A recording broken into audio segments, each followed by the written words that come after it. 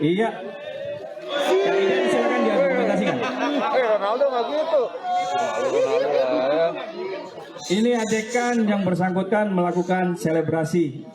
Saudara Lun, Mario Dandi Satrio berusia 20 tahun, anak mantan pejabat pajak, melakukan selebrasi ala pemain sepak bola Cristiano Ronaldo setelah menendang dan menginjak kepala Cristalino David Ozora berusia 17 tahun.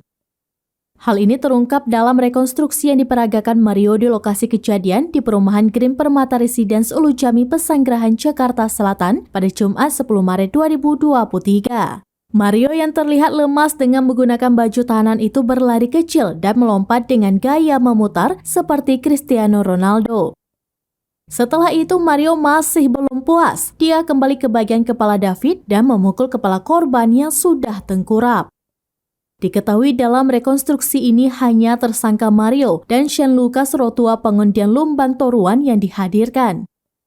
Pacar Mario berinisial AG berusia 15 tahun tidak dihadirkan karena penyidik patuh pada peraturan sistem Undang-Undang Peradilan Anak dan perannya digantikan oleh peran pengganti. Selain itu, pacar Mario berinisial AG dirubah statusnya dari saksi menjadi pelaku atau anak yang berkonflik dengan hukum. Belakangan, AG resmi ditahan oleh penyidik Polda Metro Jaya di ruang khusus anak Lembaga Penyelenggara Kesejahteraan Sosial atau LPKS dalam kasus tersebut.